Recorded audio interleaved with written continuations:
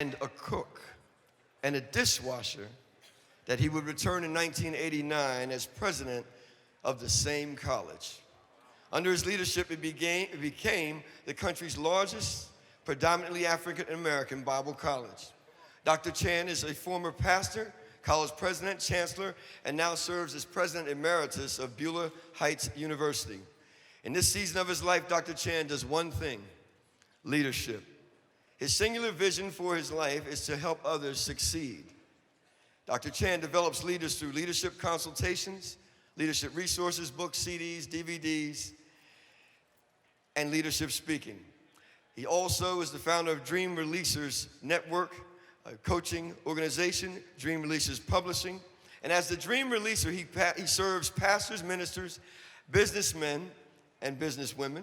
And as a leadership architect and change strategist, Dr. Chan speaks regularly at leadership conferences, churches, corporations, ministerial conferences, seminars, and leadership development opportunities. Dr. Chan consults with large churches on leadership. He's named in the top 30 global leadership gurus list. The founder and president of Dream Releasers Coaching and Publishing, conducts international leadership conferences, and he serves on the board of advisors of Equip, ministry with Dr. John Maxwell's ministry, equipping 5 million leaders worldwide. He serves on the national board member for Calcutta Mercy Ministries. Dr. Chan has authored 14 books: Failure, The Womb of Success; Futuring, Leading Your Church into Tomorrow; Who's Holding Your Ladder? Selecting Your Leaders, Your Most Critical Decision; Who's Moved Your Ladder? Your Next Bold Move; What's Shaking Your Ladder? 15 challenges all leaders face. It's a whole lot of ladders. Amen. Ladder shifts, new realities, rapid change, your destiny. Ladder focus, creating, sustaining, and enlarging your big picture. Planning your succession. Master Leaders, a collaborative book with George Barner. Weathering the Storm. How many of you have been through some storms? Amen. Leading in uncertain times. Cracking your church's culture code. Leadership Pain. Ooh, I remember reading that one. The Classroom for Growth. Bigger, Faster Leadership, Lessons from Builders of the Panama Canal. Leaders are using Dr. Chan's books as handbooks worldwide. His educational background includes 2 honorary degrees, Doctor of Humane Letters from Beulah Heights University and a Doctor of Divinity from Heritage Bible College, a Master in Arts in Biblical Counseling and from Grace Theological Seminary, and a Bachelor of Arts in Biblical Education from Beulah Heights University. He shares his life and love with his wife, Brenda, 2 daughters, Rachel and Deborah, son-in-law, Zach, and granddaughters, Adeline and Rose. Being raised in a pastor's home in India has uniquely equipped Dr. Chan to share his passion, that of mentoring, developing, and inspiring leaders to break all limits in ministry and in the marketplace. Can you stand with me this morning and welcome Dr. Samuel Chan?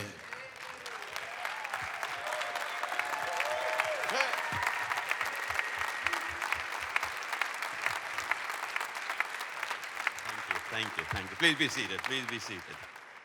Yeah, it is true that I was a janitor at the same institution, came back as the president. The moral of the story is pretty simple. Be good to your janitors. You never know when they'll come back and help the Lord out with some revenge. Thank you, sir. Appreciate it. Now, I know some of you looking at me and saying, seen him somewhere. You might have seen me at my gas station.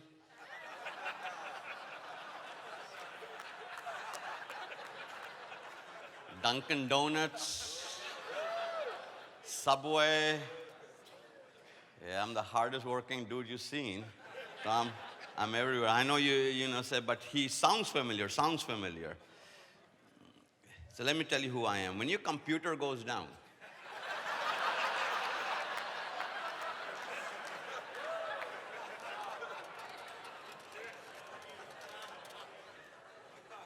just as an aside, this has nothing to do with what I'm going to talk about. Just as an aside, talking louder is not the issue. It's not a volume issue here. Issue is you can't understand me, and I can't understand you. So go to settings.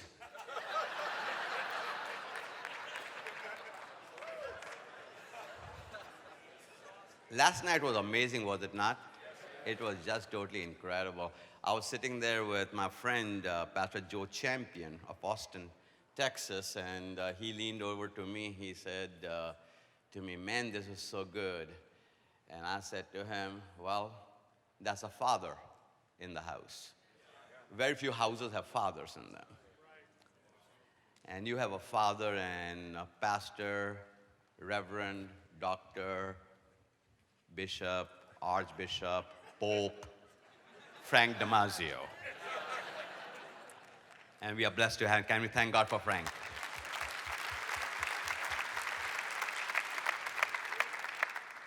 So I got 39 minutes with you to talk about culture. Every place has culture. Doesn't matter where you go, every place has a culture. This is my first rodeo with MFI. You have a culture. Every place, every conference I go to has a culture. Your house has a culture. Your restaurant has a culture. A hotel has a culture. Every airline has a culture. Every place that you go to has a culture. Do you all have Chick-fil-A's where you live? Yeah, let's give God praise for Chick-fil-A. So I'm from Atlanta. I live in Atlanta, so we got Chick-fil-A's everywhere. Now, would you say that there's a culture difference between Chick-fil-A and, let's say, Burger King? Yes. Now, how many of you are culture consultants, culture experts, got doctorate in culture, you know, but you walk in there and you know the difference. So you walk into a Chick-fil-A and you say thank you to the person serving you, and you say, and they say what to you? My pleasure. You walk into Burger King and say thank you, and they say next.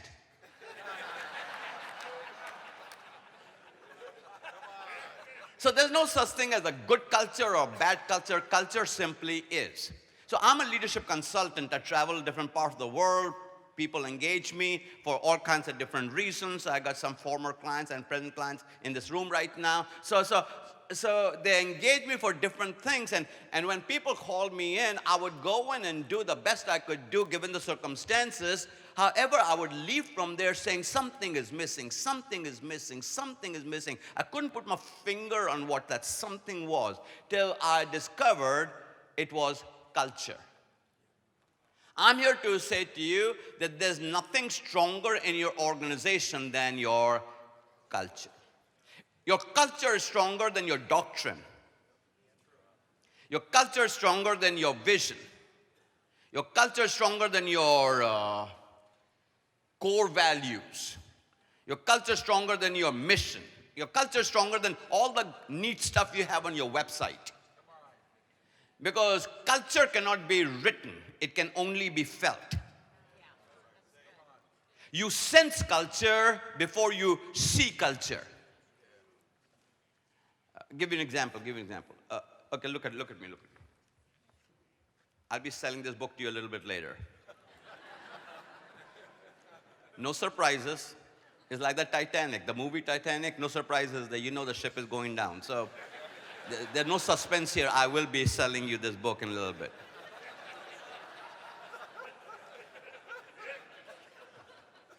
I am an Indian.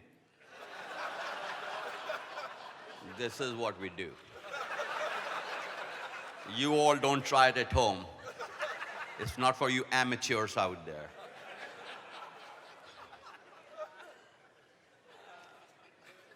So imagine you go to a restaurant, this is a plate. You go to a restaurant and you order a good piece of a filet mignon. So, yeah, that's good. So you get a good piece of filet. And it comes to you just like you could imagine, nice, sizzling, just done just right. And this is the plate, this is the filet. And as it is sitting on the plate, you notice somebody forgot to wash the plate. It's still got a piece of corn on the side, some breadcrumbs on the other side, one little French fry, a little bit of ketchup on the side. Perfect steak, dirty plate. Are you going to eat that steak? No. Now, is there anything wrong with your steak? It is just the culture that's holding your vision. So you will go home from a great conference like this with great ideas. God will speak to you. He'll give you good insights. However, when you get home, you're going to focus on the new idea, the new program, the new whatever, but your plate needs to be cleaned first. And the culture, give you another example. If you needed a kidney, and I gave you a kidney, you know you don't loan a kidney, you give a kidney. It's not like as long as you're my friend, you can have my kidney. So I give you a kidney. It's a perfect match. However, if your body is infected, if it is diseased, if there's something viral going on, what will happen to the new good kidney that you have? The body will do what? Reject it. So nothing wrong with the kidney. It is the culture that gets it there. So I want to give you my definition of culture. It's quite complicated, so here's the culture definition. This is how we do things here. That's it. I know you're looking for some profundity like Frank. Listen, deep happened last night. I'm here to make everybody else look good now. Yeah, that's my purpose. My purpose is to make sure that when my friend Dave comes up, everybody will be at a higher level. So I know what I'm being paid to stay down here so they can step over the bar. There is no bar. So the definition of culture is this is how we do things here. The challenge is there's no way to explain what here is. Because the only way you learn culture is when you mess up. Only way to learn culture is to mess up. Let me make sure you got that. The only way to learn culture is to I remember I came to America in 1973, and it was my first Sunday going to church. I went to church that Sunday, and after the service, the pastor was standing in the back shaking people's hands. I was an international student, so he's welcoming me. He's welcoming me to the United States of America. And he says to me, "Sam, welcome to America. Is there anything I can do for you? Just let me know." And I said to him, "Oh, hell, I'm fine. I know where I am." I felt that pushback. So let me say that again. I'm going to just free you up right now. So I said what to him? I said to him, can't say it, can you? There is a place called like that. So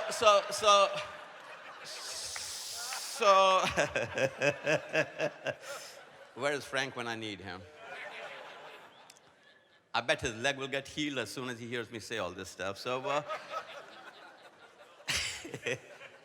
see, the worst thing that will happen today is you won't invite me back, but that's good. That's all right. That's right. So, all of a sudden, this white man starts turning red. I didn't understand why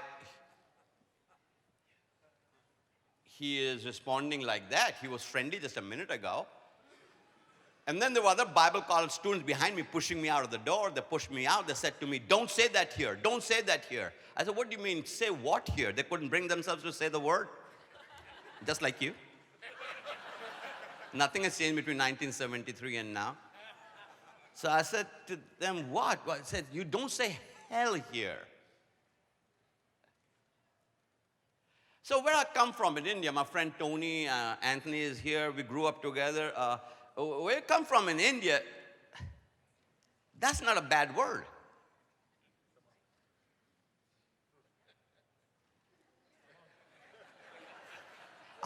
There are many other words that are bad words here that are not bad words there. I go to India every year just to get it out of my system. Hey, listen.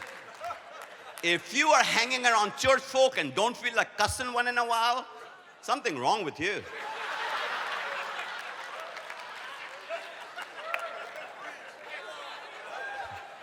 I'm convinced all of us need a couple cussing friends. I mean, just there's forgiveness for that. It's very therapeutic. It's better than homicide. Yeah, that's another thing. Yeah. If you haven't been homicidal, you haven't been in the ministry. Yeah, you don't love everybody. So in any case.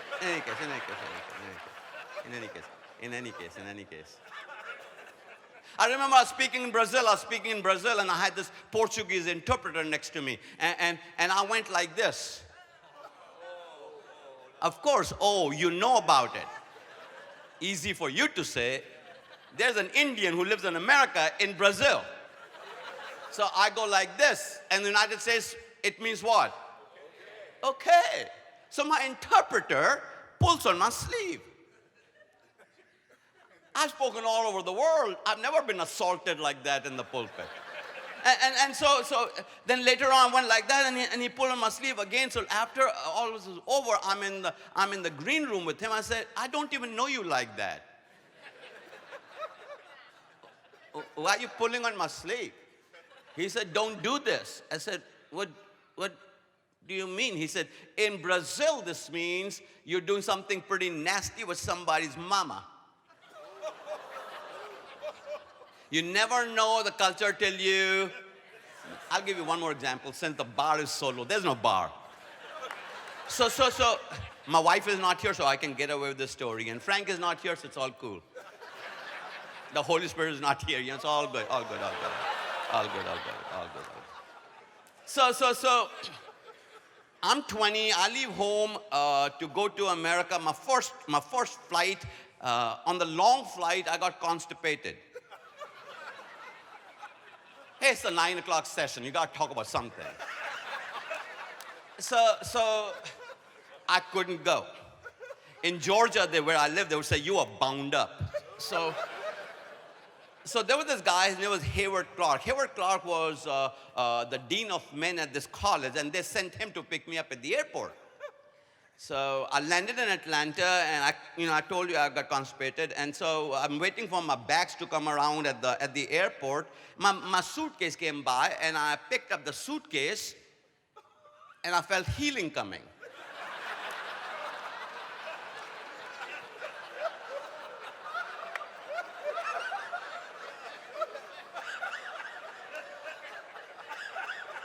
So I looked at Hayward. I said, never met him before, just shook hands. And I said, I gotta go. Yeah, you were thinking about the right word. Starts with S, ends with T, in the middle says hi.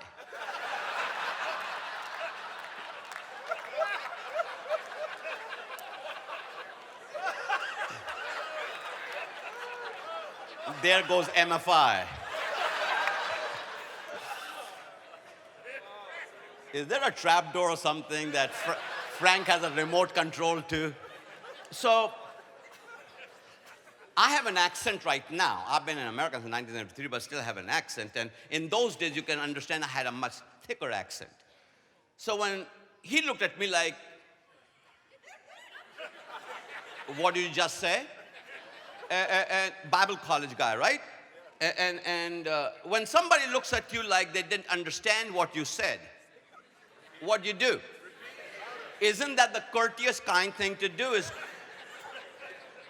So I said to him, I gotta go.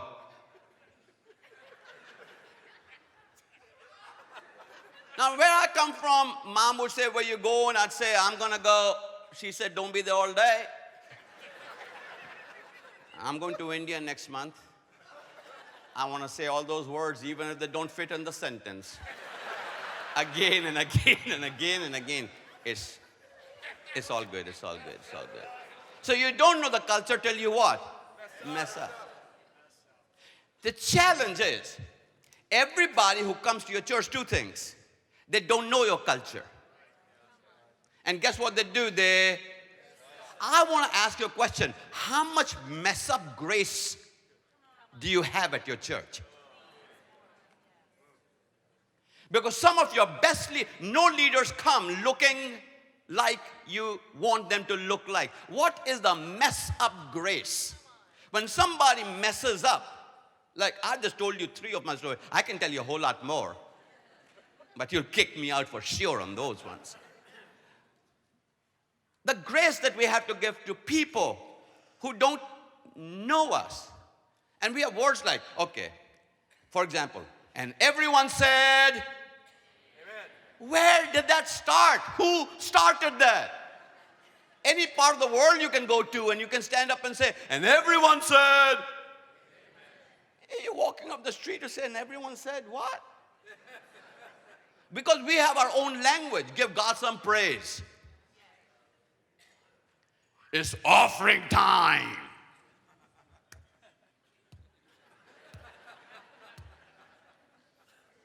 People don't know our culture. What grace do you have for people who, according to your standards and my standards, do what? Mess up. So not only do they not know that, but there's really no way to teach culture. I've written a book I'm going to try to sell you. How to teach culture. But there's really, you just kind of feel it out. My wife and I have been married for almost 40 years. I'm still trying to figure her out. I made her a promise when we first got married. I said, babe, if you ever leave me, I'm coming with you.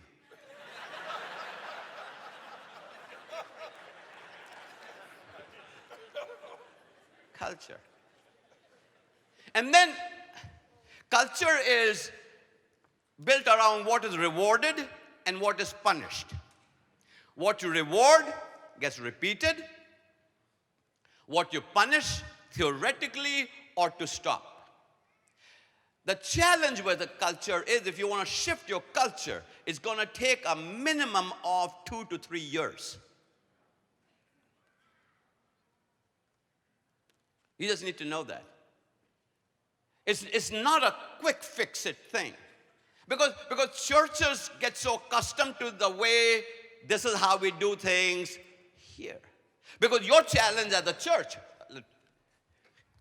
oops, goodness, they were all a test. Yeah, that's how it is. One person leaves the church and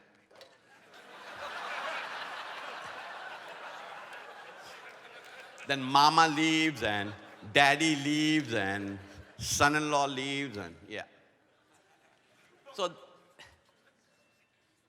here, this is your history and here are your horizons. So this is where you want to go, this is where you've been, this is where you are.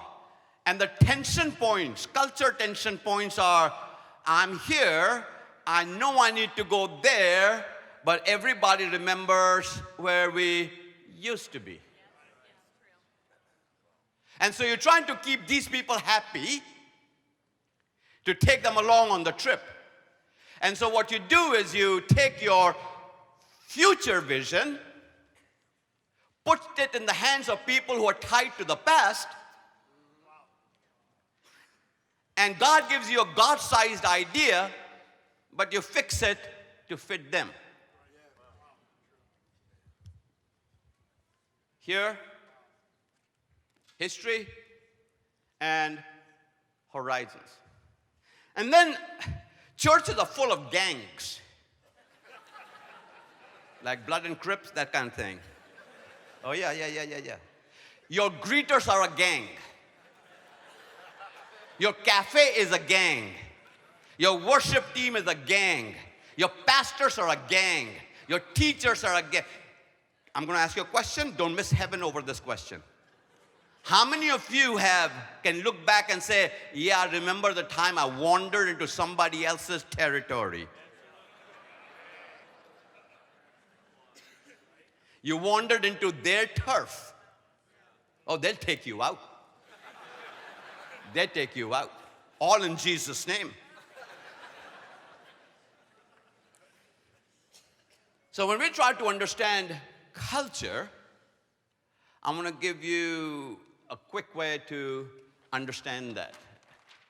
Don't worry, I got 2 clocks over here.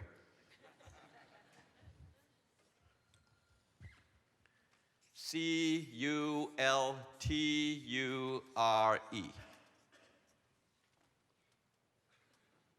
Culture. C stands for control.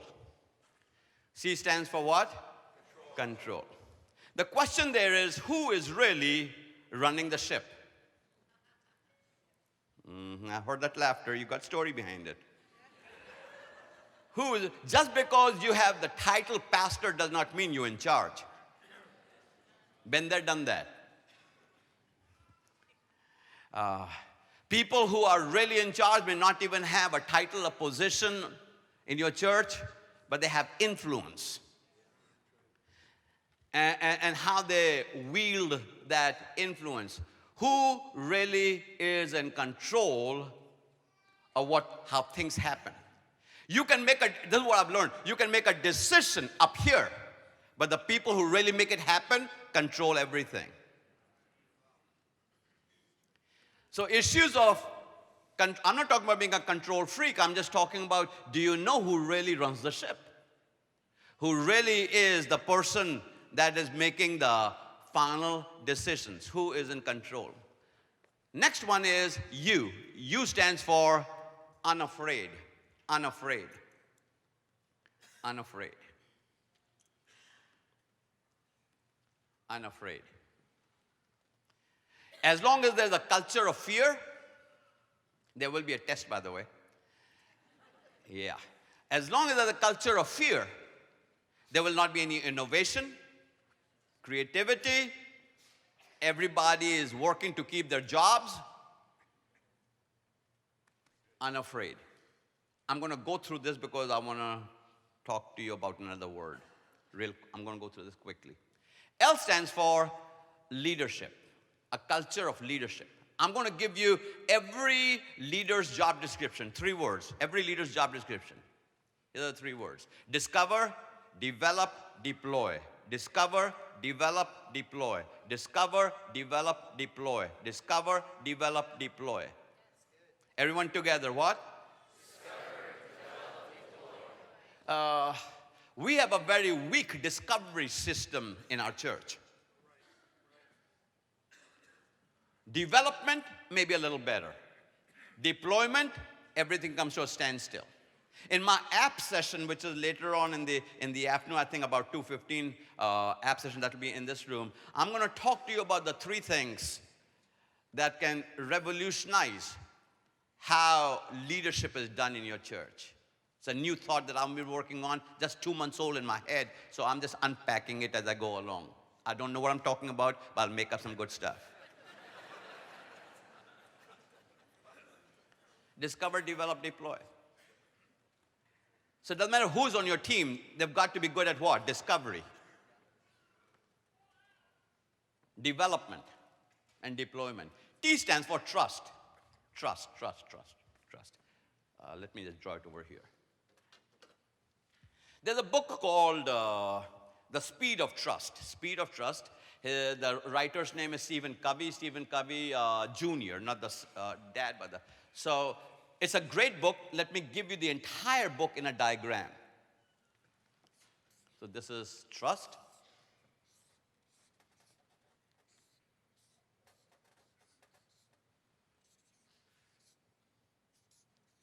This is trust. Stephen Covey says to us, if trust is high, speed is high, and cost is low. When trust is low, cost is high, and speed is low. So cost, when I talk about cost, now this is what Stephen Covey said, now I'm going to give you my spin on his book. That's a whole book in a diagram. Don't tell Steve.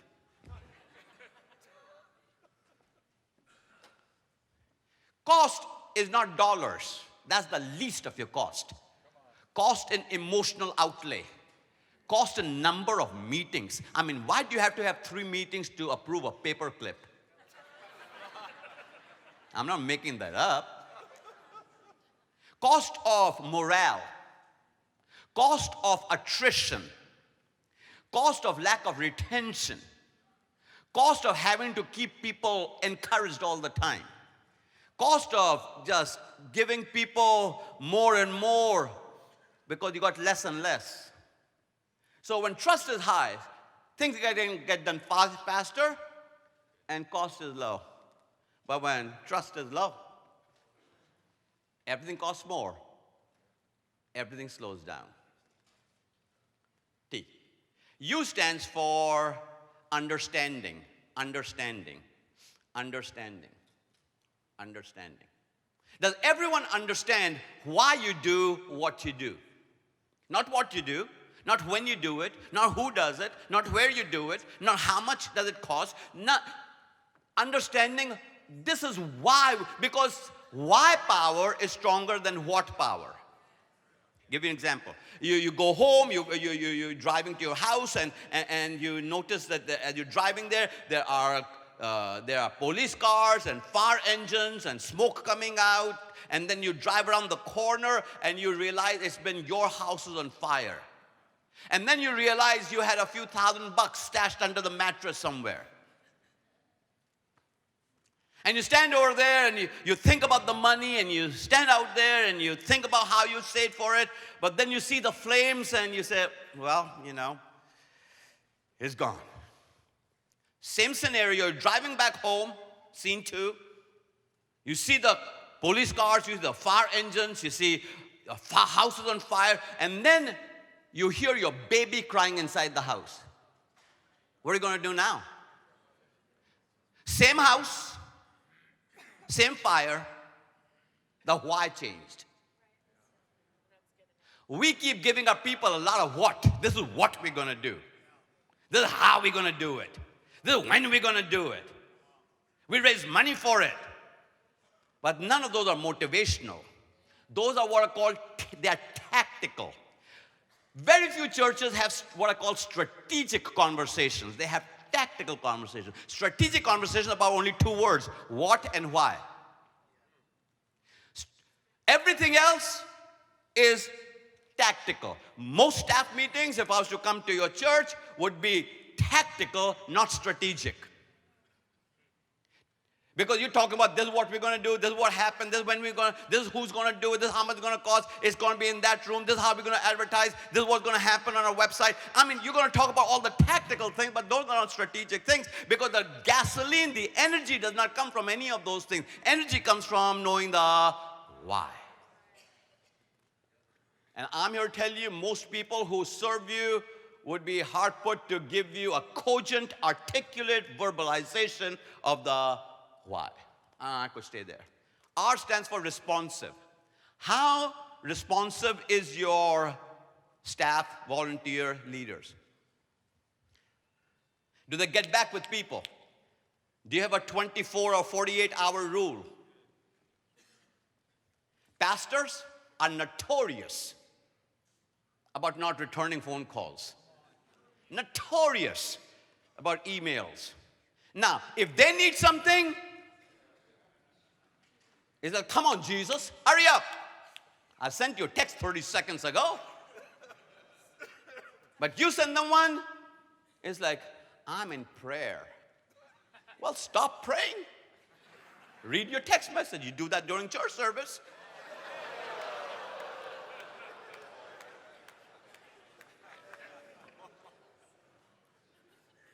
Never mind. I might not have an app session this afternoon. E stands for execution. Execution. Are things getting done? This is what I found about church. After all is said and done, more is said. Talking about your church.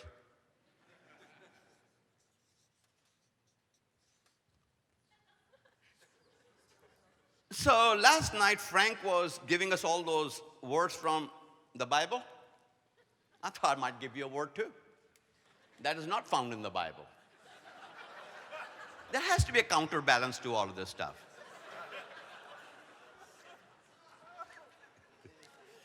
I love you all. Don't know you, but I love you.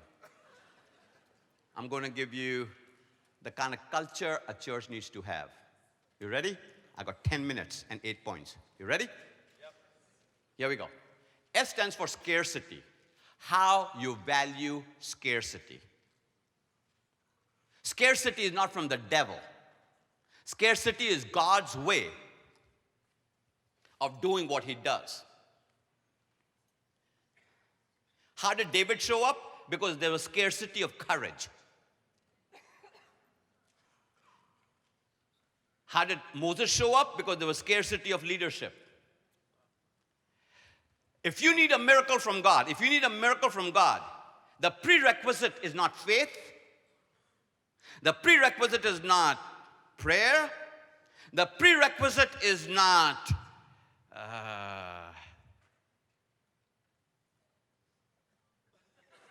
anything that comes to your mind. The prerequisite is scarcity. And that is why when you talk to pastors, they'll talk about, when we were building the dome. Nobody says, when we were building the dome, we had so many millions of dollars, we didn't know what to do. So we just got the best architect, and we got the best this and the best that, and we had money left over. When was the last time you heard that? There's one guy in America who says that, but that's not really true. It makes good platform teaching. Everybody says, we didn't have it. And God did this. So why is it when scarcity comes, we rebuke scarcity? Oh, he'll rebuke the devourer. Stop rebuking and start having a culture that says, we don't have it. That means God is up to something. He's going to do something miraculous. I don't know how. I don't know when. I don't know who. But God is up to something, because as long as there's scarcity, He's a God of abundance. And so He's going to take His abundance. He's going to take the super and put it on my natural and make it supernatural. He's trying to give you a testimony in the middle of your scarcity. Q. Q stands for questions. Questions. We live in a society that's looking for answers. I want to suggest to you that the world that we are living in is not led by answers, it's led by questions. It's the level of your questions. And the question is not, please hear me, the question is not what should we do about it. The question is how should we think about it. Because what you think about, you bring about. As a man thinketh in his heart, so is he. So what are your questions? Oh, I wish I had time to talk to you about leading with questions with the next generation. U stands for unafraid of failure. Unafraid of failure. See, failure is never a person, it's only an event. You fail at things, but you are not a failure. People fail at finances, but they are not a failure. People fail academically, but they are not a failure. People fail in the marriage, but they are not a failure. People may fail in different portions of ministry, but they are not a failure. So once you understand that you're unafraid of failure, and you free your organization up to make mistakes. Just don't repeat the mistakes, but make new mistakes. Because the only kind of people, only churches that are not making mistakes are churches that are not doing anything or dead. Be making mistakes. Let me keep on. R stands for incremental increase. Incremental increase. Incremental increase. Incremental increase. Let me stay there just for a moment. Incremental increase. We are living in a time when everybody's talking about breakthrough. I'm all for breakthrough. I get breakthrough. Breakthrough is a biblical concept. I get that when God does supernatural things. But what's your name, sir? Jeff. John? Jeff. Jim? Jeff. What do I know? It starts with a J, right? Can I call you Jay? Hey, Jay, can you stand up for a second? Yeah. Stay right there. If that is where Jay is, and here's Sam, getting to Sam will be success. Start walking towards me. You can stop now. Is he successful? I'm going to ask the question again. That is why I'm teaching what I'm teaching. Is he successful? Yes, he is. Because see, somewhere in our churches, we have lost the whole concept of celebrating incremental increase. He's not where he needs to be, but neither is he where he used to be. So don't wait for him to get over here, because everybody put your hands together, give God some praise. You don't have to wait for that moment.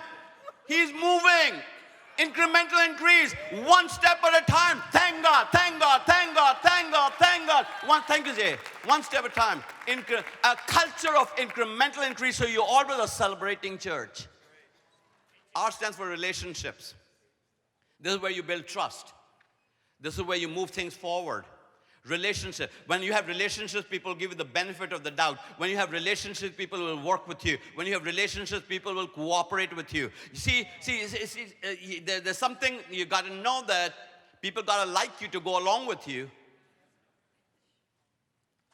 R, relationships. R stands for risks. A culture of taking risks. So I've been around churches all my life.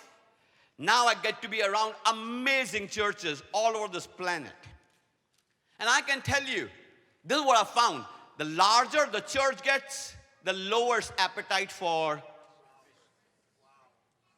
When you are in a storefront with 5 folding chairs duct taped together and a toilet that didn't work, yeah, we're going to take the world for Jesus.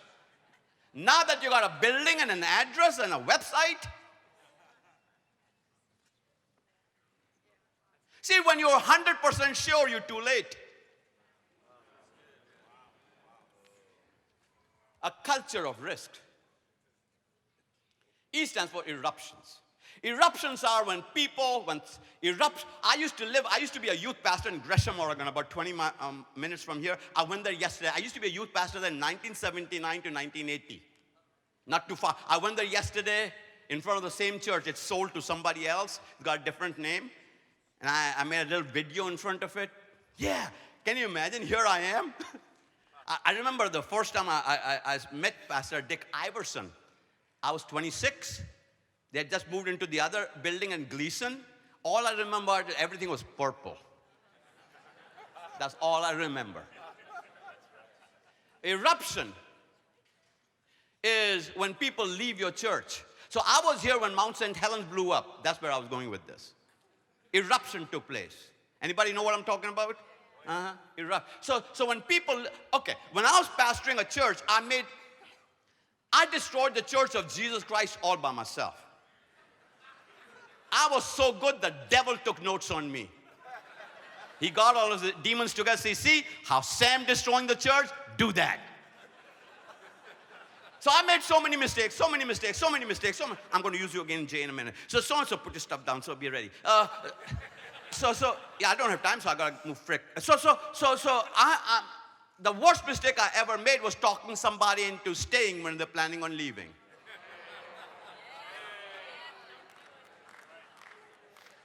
But I learned.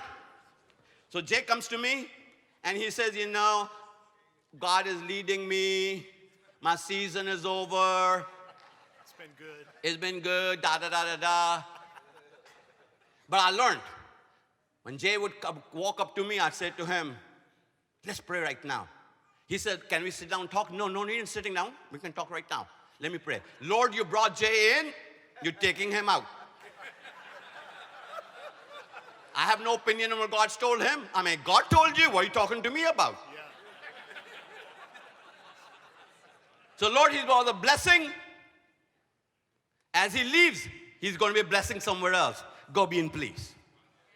He didn't know what hit him. He came expecting me to do what? Beg. He goes home to mama. Mama says, what happened? We out. What do you mean we out? We weren't planning on leaving till the end of the year. No, we out. See, you got to know not what's holding you back, but who's holding you back. I have fantasies. Since I'm not pastoring, I have fantasies. Can I tell you about? I got so many fantasies. Can I tell you about one fantasy? Twice a year, I would have what I call bless and release Sundays.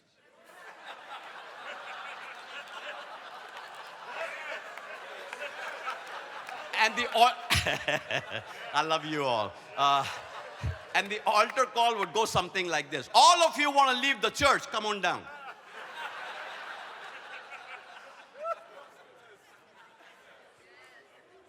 We'd pray for them, bless. And the rest of us would clap for them as they leave. Don't let the door hit you too hard. Because when people leave your church, that's an amazing opportunity for God to do something He's been waiting to do. Don't hold them back. Let them go, let them go, let them go, let them go, let them go. Refer them to another MFI church. So that pastor's prayer life can be enhanced. L stands for leadership, leadership, leadership, leadership. I'm done with you. It's all about creating a culture. I'll say more about L in our app session. That's counterintuitive. Because the best thing can happen in your church is when most churches are 2 funerals away from revival. People coming to your mind right now? You get to the call to the hospital, they're all hooked up with tubes going in everywhere. You don't know how to pray, you're conflicted. The Lord giveth. Lord taketh away. Please do, Jesus, please do. Blessed be the name of the Lord. Thank you, Lord. Yes, I'm praying for you. Woo, let him go.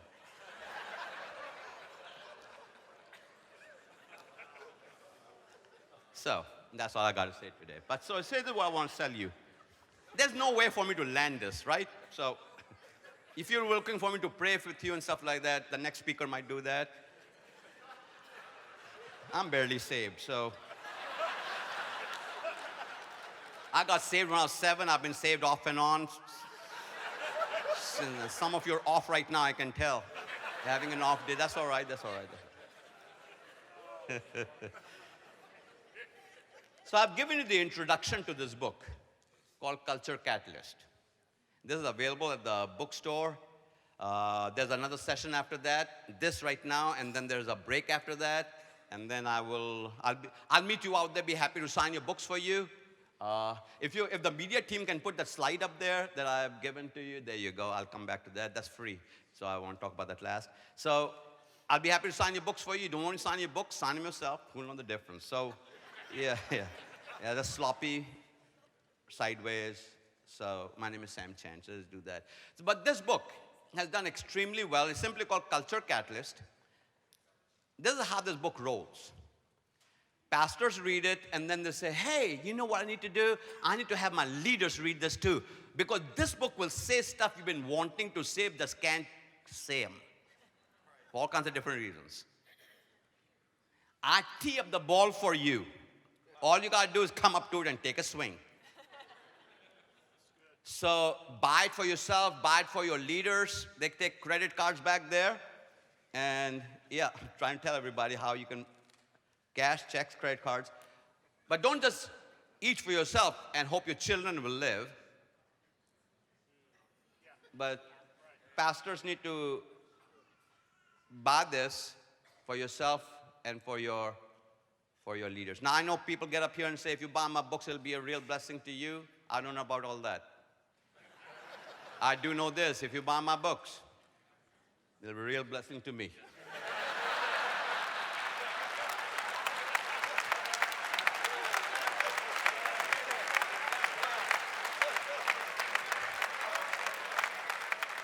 Okay, can you put that back up there? Could you put that back up there? The 44499. There we go. So 2 free things. If you get your text phone, your text message, peace out, and in the number area, write down 444999, and put my name in the message area, Chand, and hit send. It'll tell you what to do after that. 2 things will happen. You'll get that book free of charge. Now, you cannot buy that book. So my publishers took about 4 or 5 of my books and congealed them into one One book, it's not on Amazon, it's not on Barnes & Noble. You can buy that. This is the only way we give people the book. It's called Leadership Essentials by me. You'll get that free of charge. And the second thing is every Tuesday, I send out a 2-minute video on leadership called Tuesdays with Sam Chand. If you're not getting them, you can just sign up for that. It's 2 minutes or less of some made-up stuff like this morning, but it's in 2 minutes. Yeah, this is all made-up stuff. There's nothing biblical about it. It's just good. Brushing teeth ain't biblical either, but I'm glad you did. Yeah, so don't be looking at me with that religious spirit. So you'll get a 2-minute or less video. If you like it, keep it. Don't like it, dump it.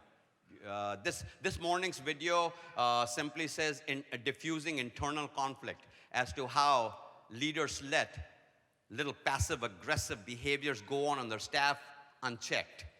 And you're just allowing dysfunction to grow. And so it says, if you go to Tuesday with Sam Chand, you can get that. So anyhow, if you do this 444999, put Chand in there, and the rest will be good. So here's the test. Here's the test. You ready? You ready? You ready? And then I'm going to take my seat. I'm done. I'm done. I'm done. C-U-L-T-U-R-E. C stands for? Control. U stands for? Okay, you can get your notes out. You can cheat. You can cheat. You can cheat. U stands for? L? T? U? R? E. Let's talk about something biblical now. Squirrel. Creating a culture. S stands for? U stands for? U stands for? R stands for?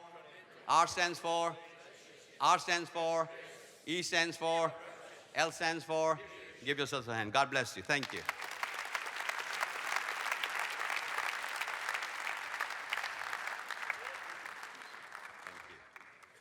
Wow, that was amazing. Come on, let's all stand up and just give him a hand and say, wow, what a great delivery.